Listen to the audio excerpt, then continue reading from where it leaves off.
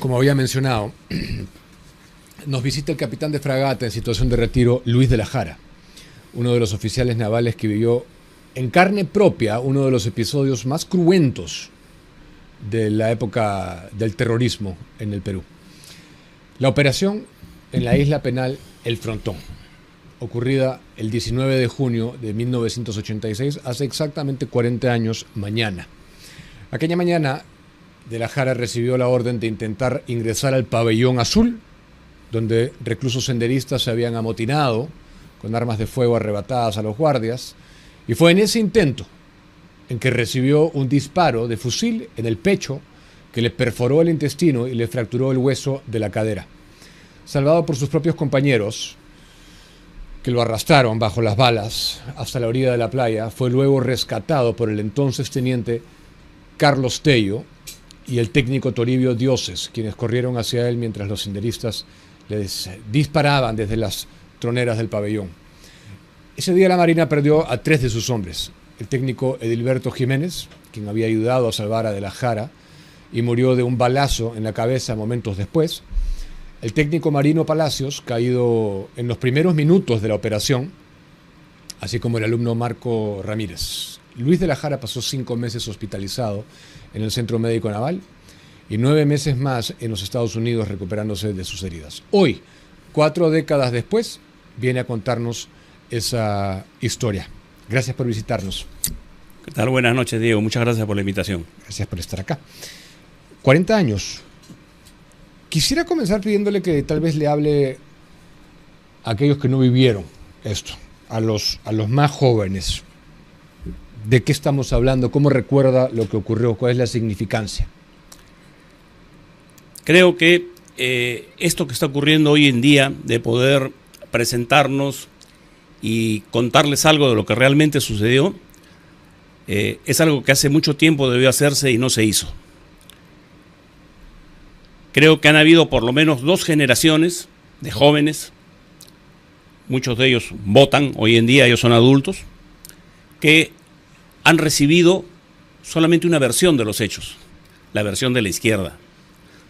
Nosotros vencimos al terrorismo en la década de los 80 y 90 en el campo militar, pero hemos venido desde esa época perdiendo la batalla cultural.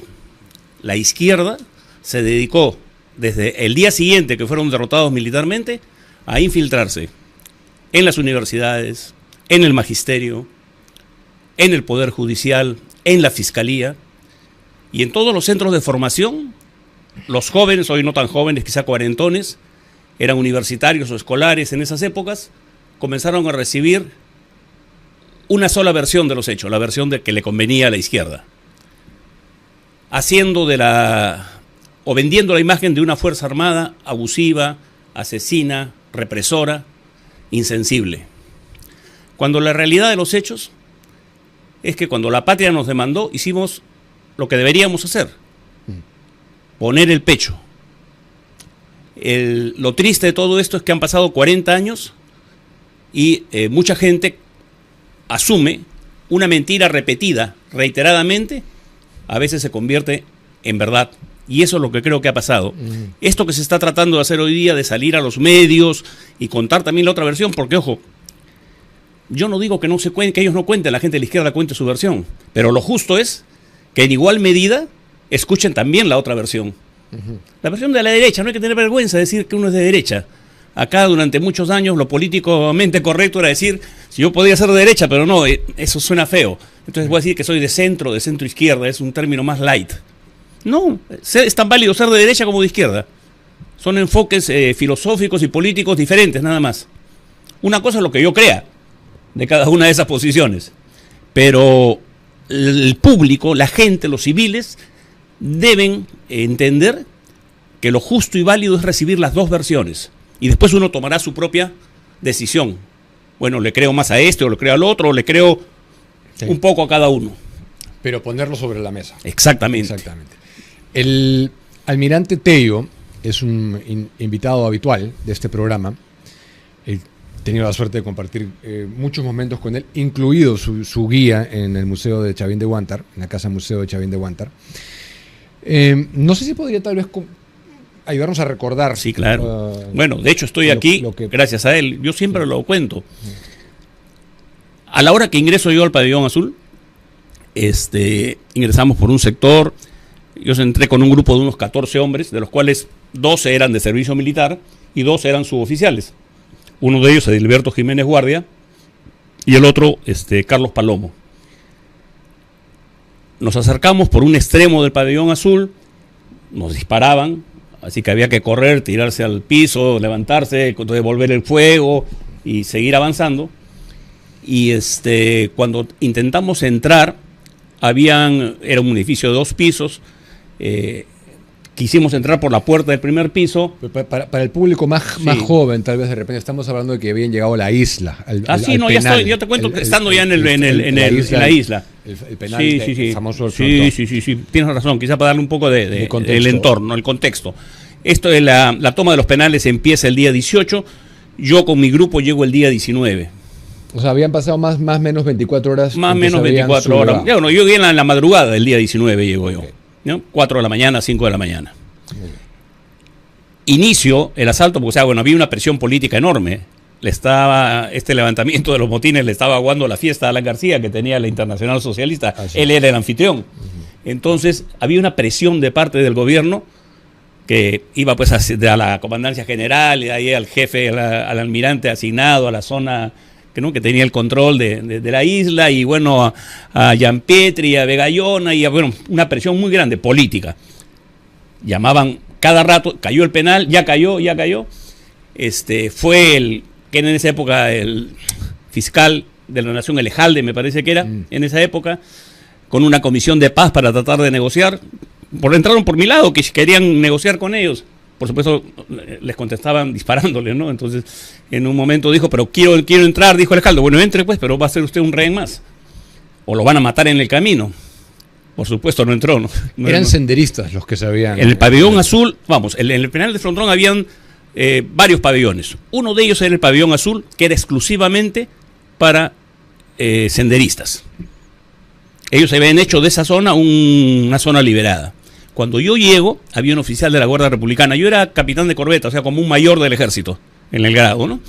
Yo llego y me encuentro con este subteniente o alférez de la Guardia Republicana, y lo primero que le pido es, estoy hablando de las 4 de la mañana, 5 de la mañana, dame un plano del Pabellón Azul para ver por dónde podemos entrar. Y me dice, no hay planos del Pabellón Azul. Ya, no importa, agarremos un cartón, dibújame más o menos cómo están los accesos, los baños, las cuadras, las camas, en fin. No puedo, me dijo. ¿Por qué? Porque no entramos, me dijo jefe. ¿Cómo que no entran? ¿Qué controlan ustedes? Cantidad. A la hora de la mañana que hacemos el deserraje, en el patio forman, contamos 1, 2, 3, 300. Listo. Ellos contaban números. No tenían el control. Nada, era zona liberada. Vale. Dicho por él. ¿Solamente el Pabellón Azul? Solamente Pabellón Azul, porque el otro eran presos comunes. Ahí sí había control, había registros, requisas, pero el Pabellón Azul era una zona liberada. Lo único que hacían los republicanos era el deserraje en las mañanas, y cuando entraban dentro del edificio ponían un cerrojo. Pero ¿qué había dentro? No había ni siquiera control de las visitas. O sea, ellos tenían, todas las semanas, venían lanchas con los familiares. Y digo, ¿y cómo hacían el control de las visitas? Entonces, no, nada, señor. ¿Y cómo que nada? ¿Cómo sabes quién entra? No, a la hora de formarse habían 300. Y tenían que salir, si la visita eran 25, 25 salían. Pero ¿quiénes salían? ¿Había un control? No. ¿Y no había un control del registro de identidad de los que vivían? No había. Y cuando los republicanos, porque por ahí también pasaban los cartuchos de dinamita y todo el material con el cual hicieron armas artesanales, ¿no? Entonces, y cuando alguno de tus colegas le detectaba algo en la lancha, ¿qué le contestaba el senderista? Por si acaso, yo sé que vives en San Martín de Porres, tu esposa se llama Claudia, es una morena y tienes 3 hijitos, ¿no? Ya, cuidado nomás. Estaban amenazados. Entonces tampoco hacían nada. Entonces, por eso se definía como una zona liberada. Pues. No había ningún control del Estado sobre el Pabellón Azul. Mucha gente lo ha tomado como eufemismo. No, pero era literalmente literal. así. Mira, en toda operación militar, lo primero que se tiene que hacer es tener inteligencia. En realidad, la operación ¿cómo se llama? Del Frontón fue el primer rescate exitoso de rehenes. Y lo hicimos en las peores condiciones. Sin desmerecer Chavín de Huántar, que fue una operación brillante y que se enseña como operación exitosa en todas las escuelas militares, ha habido siempre una leyenda negra sobre el frontón, que fue la matanza del frontón, pobres terroristas rendidos, o sea que encima... Narrativa, pues, ¿no es cierto? O sea, encima de que somos seres sedientos de sangre, que nos encanta matar a gente desarmada, somos brutos, porque encima dejamos a 20 y tantos vivos para que cuenten lo que había pasado. La masacre, le llamaban. La masacre del frontón. Entonces se generó toda una leyenda negra. Pero en términos reales y verdaderos, fue la primera operación de rescate de rehenes exitosa. ¿Cuándo comenzó esa narrativa de la masacre del frontón? Yo creo que ¿Con Paniagua? Bueno, estaba en Noto, era Alan, acuérdate. Y no. Alan sale en la televisión a decir que, más que nada, lo hizo por Lurigancho, ¿no? Pero se van ellos o me voy yo. Nunca se fue, ¿no? Pero era un poco el discurso político del momento, ¿no? Entonces, yo creo que la campaña de la izquierda empieza al día siguiente. ¿Qué pasa? Tienes que pensar que las células de aniquilamiento salían del frontón. Como no había ningún control de quién entra ni quién sale, solamente si habían venido 30 en la lancha, 30 salían. O sea, se escapaban y venían otros. No, o sea, claro, hacían el change, pues. Una cosa de locos. Es que no había ningún control. O sea, no habían presos. Nosotros hemos encontrado cómo entrenaban los senderistas, cómo preparaban sus atentados. Vía representaciones teatrales. Entonces, iban a hacer un atentado al almirante Ponce, que en paz descanse. Nosotros hemos encontrado en la isla el guión del atentado.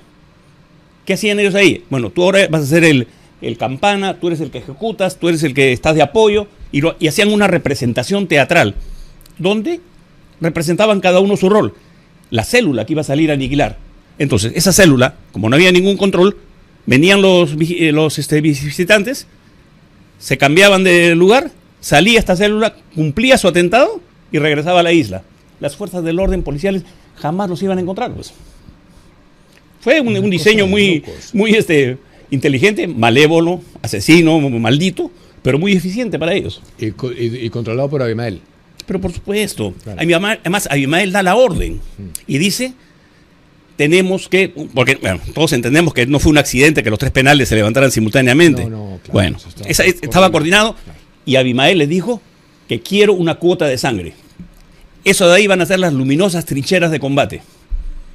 O sea, esta gente estaba fanatizada y estaba dispuesta a inmolarse, como que así pasó. Entonces, es después ya de mucho esfuerzo de nosotros, sí, que logramos la rendición. ¿El levantamiento fue con armamento que se había introducido de fuera o que claro, es verdad lo que se contó que le quitaron? No, primero, claro, es que a la hora que van a hacer el deserraje en la mañana del día 18, ahí capturan a 3 republicanos y les sustraen y se quedan con las armas.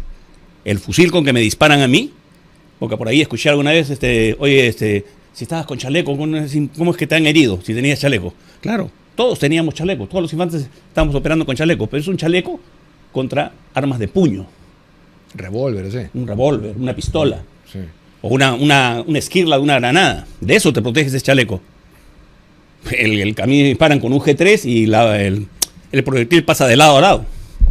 Entonces, en el caso de ellos, los pobrecitos que solamente tenían armas artesanales, tenían unos chalecos mucho más eficientes que los de nosotros, claro, mucho más pesados, porque ellos estaban en una posición que no necesitaban moverse, estaban en una posición defensiva.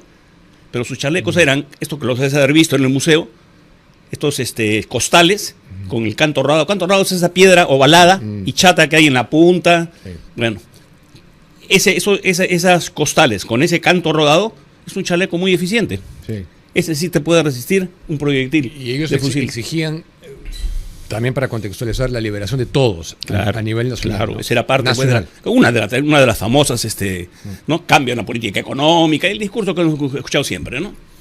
Pero bueno, el hecho concreto es ese. Se habla de que a veces la ignorancia es atrevida, ¿no? Que había una misilera que disparó un misil o que se había cañoneado la isla, lo cual es un absurdo, ¿no? Teniendo la propia tropa ahí nos hubiéramos muerto, sí, por producto del bombardeo, ¿no? Y hay otras versiones también a modo de acusación que son también irrisorias, ¿no? Como que yo lo vi ejecutar, yo he estado de lejos, es imposible ver, inclusive con binoculares no da la distancia. Primero que eso no pasó nunca, y segundo, Efectivamente, creo que en esa época era, creo, personal de tropa, una persona que tenía serios problemas, desde antes del frontón, ¿no? Que se le iba a dar de baja por una serie de problemas, sufría de esquizofrenia y no sé qué tema más, pero estaba tratándose. Y creo que ese es uno de los que comienza a hablar de ese tipo de cosas, ¿no? Que él vio, que él dijo, que no sé cuántos. Yo otra vez digo, ¿no? O sea, aparte de ser asesinos, como nos quieren pintar, sedientos de sangre, fuimos tan brutos de dejar 20 y tantos vivos para que cuenten la masacre que se hizo. Si somos tan asesinos, nos limpiamos a todos, pues, que no quede ninguno. Así es. Entonces ya pues hacíamos la operación perfecta, pues. Por supuesto que hubo respeto a la vida, Diego. ¿Entraron para resguardar a quiénes específicamente? Nosotros Sí. entramos para rescatar a los rehenes, a los 3 republicanos que estaban secuestrados. Y por supuesto, atender el reclamo político.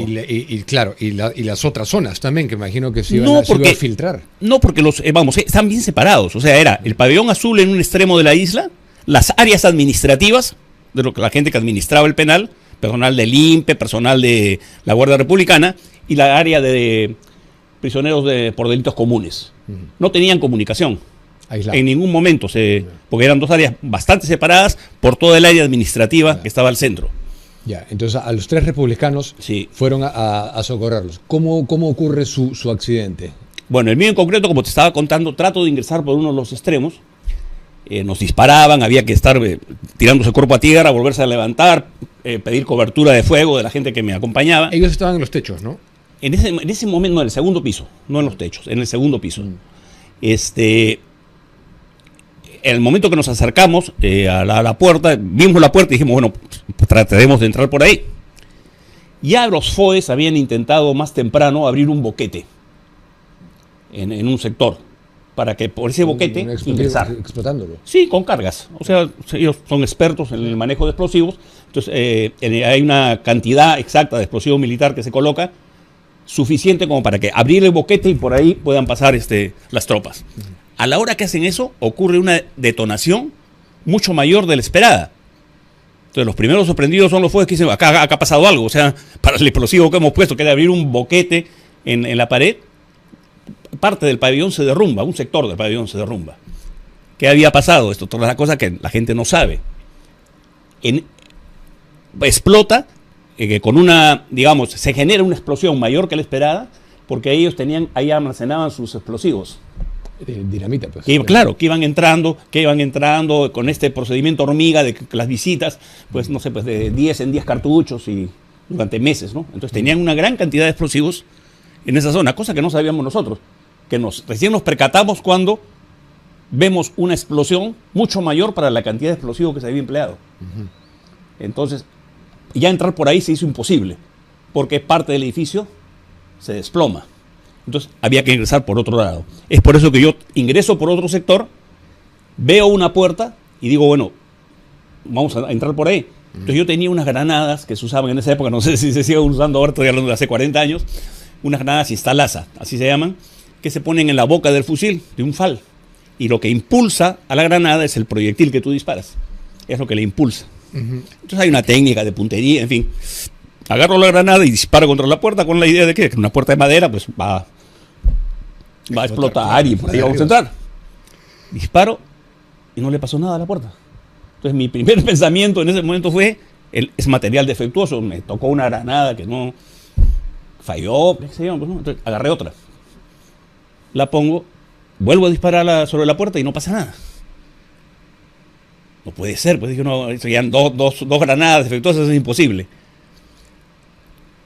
Entonces, por eso es que me acerco hacia la puerta. Entonces ahí le digo a la tropa, le digo, disparen, porque vamos a acercarnos. Y le digo a los 2 sargentos que están a mi lado, vamos. Entonces, vamos los 3, y efectivamente la puerta no le había pasado nada, apenas se había estillado algo afuera. ¿Qué había pasado? Ellos tenían unos catres de metal en las camas, los reos, y habían hecho una especie de sándwich. Un catre, canto rodado otra vez, esas piedras que te digo, y otro catre más. Entonces, eso estaba puesto detrás de la puerta. Tanto en la puerta del primer piso como en la del segundo piso. Entre digamos, el piso que hay entre el primer y segundo piso, habían pasado una especie de picaporte, un poste enorme de metal, para un poco asegurar ambas puertas. Ambas estaban blindadas. Entonces, por eso... No se movía. Claro, y por eso que cuando disparamos la granada no le pasó nada. Sí. Por eso te digo, o sea, con material de circunstancia se generó un blindaje muy eficiente. Bueno, dicho esto, al ver que no podíamos entrar por el primer piso, digo, bueno, vamos por el segundo. Y es ahí donde yo me abro, porque había una escalera exterior, ¿no?, para que comunicaba primer y segundo piso, y cuando me abro para subir al segundo piso es que me disparan este francotirador.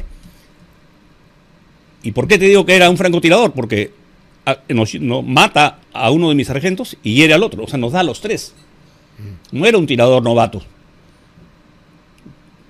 Bueno, después cuando me hieren a mí, me evacúan, había una especie de andenes, ¿no? Y, o sea, me separan del edificio, igual van corriendo y me tiran a un costado. La distancia era relativamente corta. Los andenes estarían unos 20 metros, digamos. No, el francotirador de usted.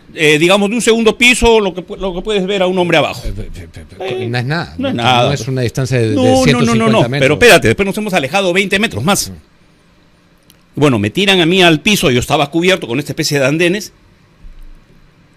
Edilberto Jiménez, Canito, así le decíamos a Canito, estaba sentado frente a mí con su casco y le sobraría de la cabeza pues 10 centímetros.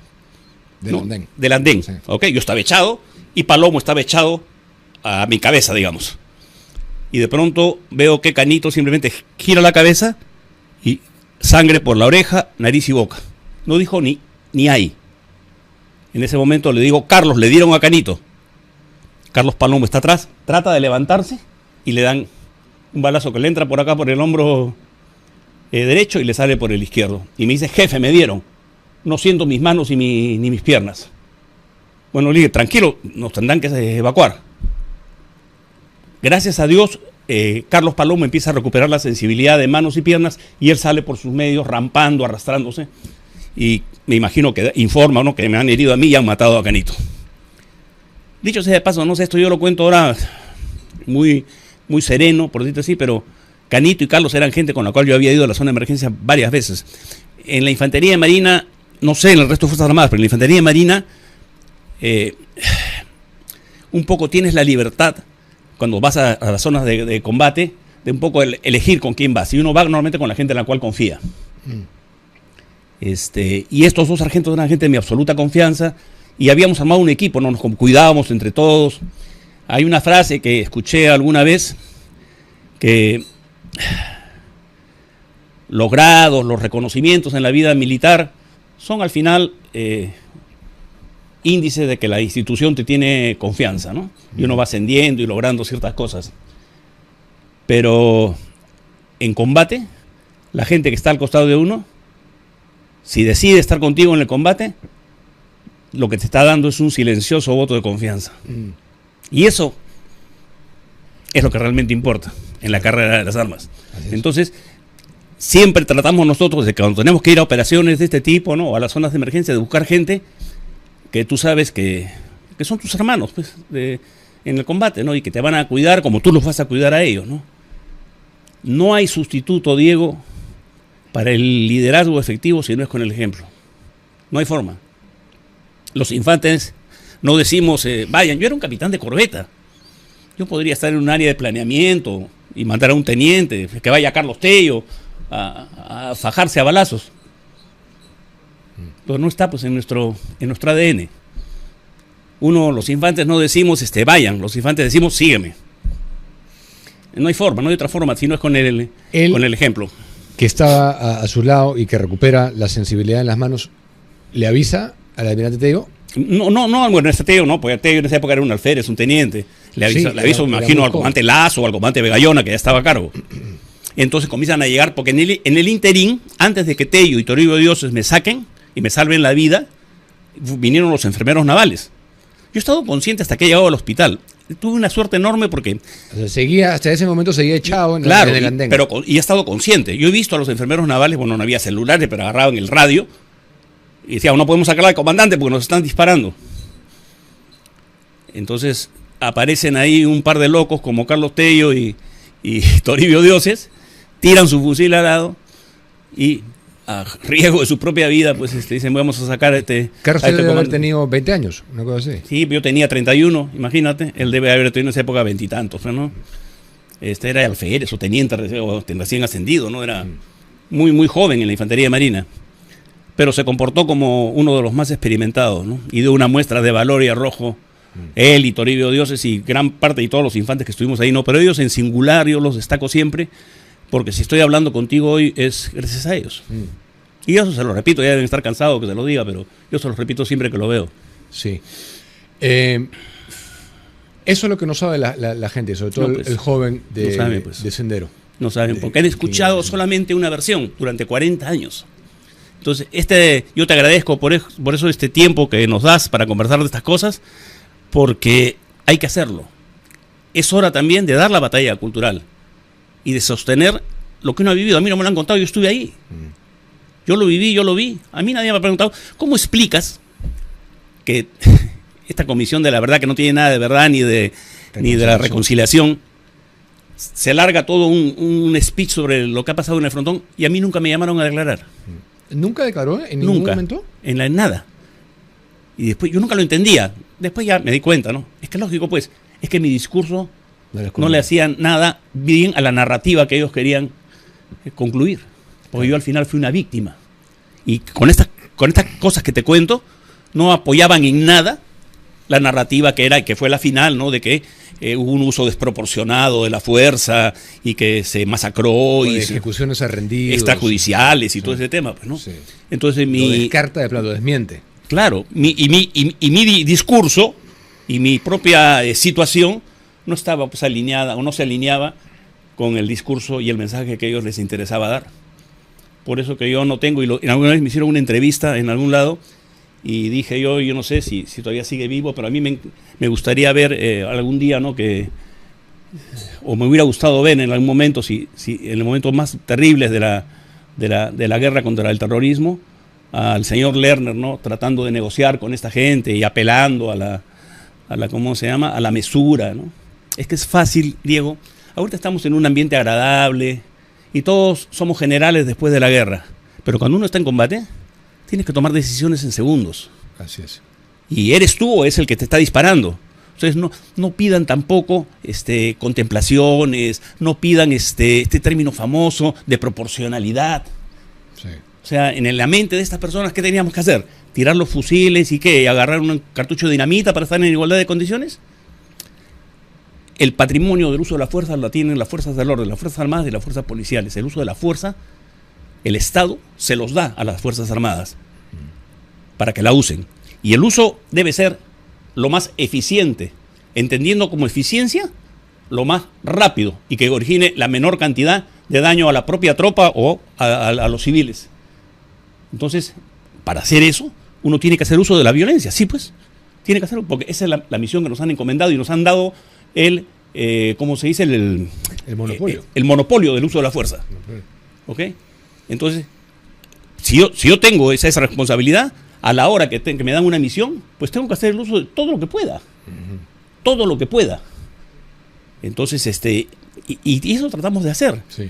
O sea, quizás hubiera sido más fácil, ¿no? Agarrar y decir, bueno, que no entren los infantes, que no entren los FOES, y efectivamente, pues agarrar y poner al frente a un buque y bombardear la isla, pues. Que en última instancia tampoco hubiera estado mal, porque, digamos, había que cortar eso. Pero claro, lo terrible hubiera sido que hubieran matado a los republicanos. Y eso hubiera sido. Y la misión fundamental era rescatarlos y sofocar la toma del penal. ¿Cómo terminó? Bueno, al final, esto. Ya esto que te voy a contar, yo ya no estuve ahí porque a mí al final terminan evacuándome a eso de las 9 de la mañana, me deben haber evacuado. Que también fue otro tema grandísimo de suerte, porque las evacuaciones médicas estaban diseñadas para hacerlas en lancha. Pero yo ya tenía 40 minutos desangrándome. Suerte que no me agarró una... 40 minutos en el andén. Claro. Y con enfermeros navales tratando de sacarme. ¿Y seguían lloviendo balas? Seguían lloviendo balas, por eso no me podían evacuar los enfermeros. Y es ahí donde, a riesgo de su propia vida, Carlos Tello y Toribio Dioses me sacan. Tello hasta ahora está enfrentando el juicio. Claro. Por eso, o sea, él y 30 entre oficiales y suboficiales, 40 años. 40 años. Ganan en una instancia, vuelven a apelar, lo vuelven a abrir. Hay una figura que me explicaron, yo no lo entendía mucho. En el sistema penal peruano, en los juicios, hay 3 jueces. ¿Ok? La legislación nuestra, según me explican, solamente se puede, uno de ellos puede ser reemplazado, ya sea porque se enfermó, porque se fue, porque se murió, lo que sea. Si 2 son reemplazados, el juicio vuelve a foja cero. Bueno, yo no sabía eso, ¿no? Bueno, esto ha pasado 2 veces. O sea, en el transcurso de los 40 años, cuando la causa iba avanzando, se iba ganando, las causas se sobreseían, declaraban que no había fundamento y que no había razón para continuar, de pronto, págate. No, no hay ninguna duda de que esto ha sido una persecución con un interés muy específico, ¿no? De que sea hacia los militares. Pero no quiero perder el hilo de lo que estaba contando. 40 minutos en el andén, y de ahí sí logran sacarlo. Carlos Tello y Toribio Dioses me logran sacar. ¿Qué otro tema me ayuda grandemente? Que si me evacúan en lancha yo no llego vivo. Porque si bien no me agarra la bala, no me agarra una arteria grande, me hubiera ido en minutos, hubiera fallecido en minutos. Afortunadamente, bueno, pasó por los intestinos, me rozó el hígado, pero no me agarró ni una arteria importante que hubiera hecho que me desangre rápidamente. Eso fue una gran suerte. Pero me estaba desangrando. Yo llego con presión 4 al hospital. Con presión 4, para que se entienda. ¿Por helicóptero? Claro. O sea, como llegó Mantilla en un helicóptero, te comenté que había llegado Mantilla en un helicóptero. No lo he comentado todavía. Llega Mantilla, por este tema de presión política, y seguramente me imagino que Alan le dice, oye, ándate a la isla, ¿por qué no se recupera el penal? Ministro en ese momento. Creo que era ministro, ¿no? Él fue el secretario en un momento de Alan, y creo que en esa época era ministro del Interior o algo así. Llega en su helicóptero, y bueno, ve la situación, que se está combatiendo el tema, y en ese helicóptero es el que me evacúan a mí. A Canito y a Carlos Palomo y a otro más que estaba herido, nos evacúan al Centro Médico Naval. Entonces llego en minutos al Centro Médico Naval, pero llego con presión 4. Yep. Con presión 4, para que se entienda, tú, digamos, tratas de sentirle a una persona con presión 4 y no es posible sentirle el pulso. Entonces, cuando yo llego, la gente, inicialmente unos enfermeros que me reciben, esto me lo cuenta un compañero mío que estaba ahí recibiendo a los heridos, dicen, uy, el comandante ya está frío, no tiene pulso. ¿Qué hacemos ya con sus botas? Ya, déjala nomás porque ya no nos va a necesitar. Entonces, una broma media macabra, ¿no? Entonces, afortunadamente, ahí llega un médico, ya con estetoscopios, con material, me chequea y dice, está vivo todavía. Entonces, así nomás, en caliente, corta mi uniforme, todo, y entro a sala. Me meten 80 días, ¿no? Digamos, contra toda la asepsia y los procedimientos. Pero estaba desmayado ya, ¿no? Yo me acuerdo hasta que he estado pasando por el corredor y veía los fluorescentes pasar, ¿no? O sea, que estás con la camilla y ves que las luces van pasando. Sí. Hasta ahí ya me desvanezco, ya no recuerdo más.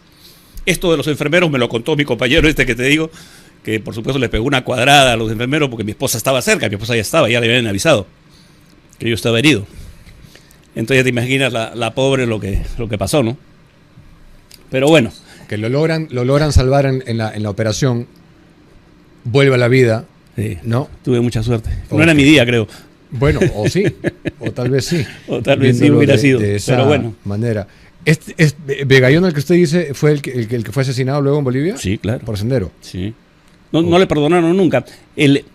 Marina, digamos, el rescate de rehenes del frontón, lo que origina al final, y eso es por eso Sendero nunca le perdonó eso a la Marina, y por eso se logra comprender después el accionar de ellos cuando atentan contra el almirante Cacerata y contra el almirante Ponce Canesa, contra el comandante Alzamora, que son atentados directos contra personal de oficiales, ¿no? Y más allá también de los atentados contra el propio personal naval, personal subalterno, porque lo que se hizo en el frontón estaba el Estado Mayor de Sendero. Ahí se planeaban todos los atentados. Y de ahí salían las células de aniquilamiento. Con total impunidad. Pero por eso no había control. Locos. No había ningún control. Entonces, en ese entender, Sendero también nos agarró y nos las tenía jurada. Tanto es así, de acá Juan Carlos Gayona, para mí uno de los infantes más brillantes que ha tenido la Infantería de Marina, un hombre con un valor enorme, jefe de Estado Mayor de la Fuerza, comandando las tropas en el terreno, otra vez. Lo que te decía en un principio, ¿no? Es que los infantes de Marina no dicen vayan. Era el jefe de Estado Mayor de la Fuerza. pero quiso estar al lado de su tropa y no solo estar ahí en una posición de planeador, que es una gran responsabilidad, sino al frente de la tropa. Y él hace un asalto al pabellón azul también. Sí. Bueno, entonces Sendero se lo jura. Claro, y bueno, sí. Pasa lo que pasa. Dos cosas. No quiero dejar de mencionar el seminario de mañana, que para que se puede conectar la gente, ¿no? Sí, sí, que entiendo que sí. Entiendo que va a haber un seminario que se pueden conectar, sí. ¿Sí? Por Zoom se pueden conectar. 40 años de este evento que estamos hablando.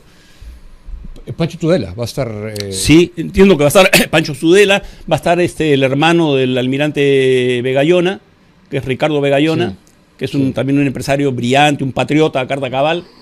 Carlos Tello, por supuesto.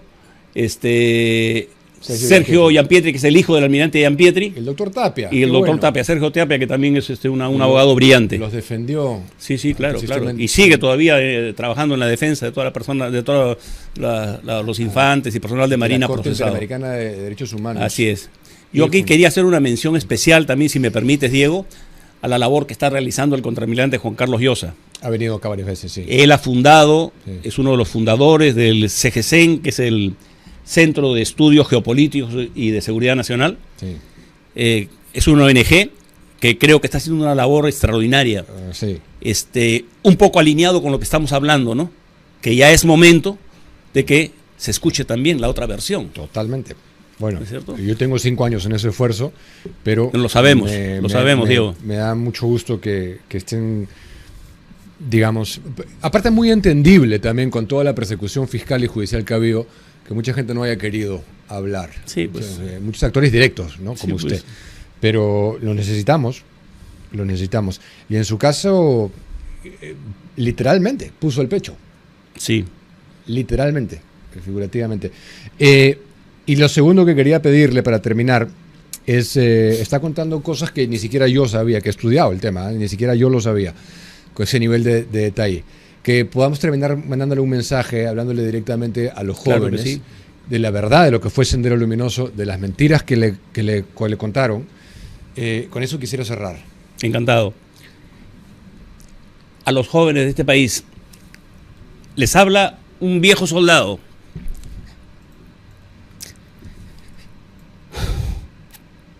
Me es difícil porque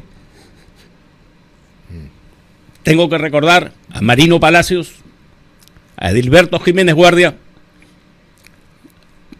Carlos Palomo, herido gravemente, Marco Ramírez, alumno, Lomas Poetiza fue herido gravemente, me lo encontré en Estados Unidos con un daño, le dispararon en la cabeza y tenía un daño, se está recuperando felizmente, pero le han quedado secuelas. Para mí es difícil hacer invocaciones, pero si algún mensaje les puedo dar es: confíen en sus fuerzas del orden, confíen en la infantería marina. Lo que pasó en el frontón fue el rescate de rehenes, el primer rescate de rehenes exitoso, y pagamos nuestra cuota de sangre. No fue un paseo, no fue una matanza, fue atender el mandato, la orden del comandante supremo de las Fuerzas Armadas, un presidente elegido democráticamente. Y se hizo lo que se tenía que hacer con los medios que teníamos. Y fue una operación exitosa. Permítannos que les podamos contar también la otra versión de la historia. La izquierda nos lleva 40 años de ventaja, contando solamente una versión, la que a ellos les conviene. Dense tiempo de escuchar la otra parte. Y a ustedes tomarán al final la decisión que quieran. Tomarán partido por quien quieran. Pero lo justo es que escuchen ambas versiones. Y de ahí podrán sacar sus propias conclusiones. Gracias. Muchas gracias. Muchísimas gracias a usted, capitán. Gracias por visitarnos. Gracias por el tiempo.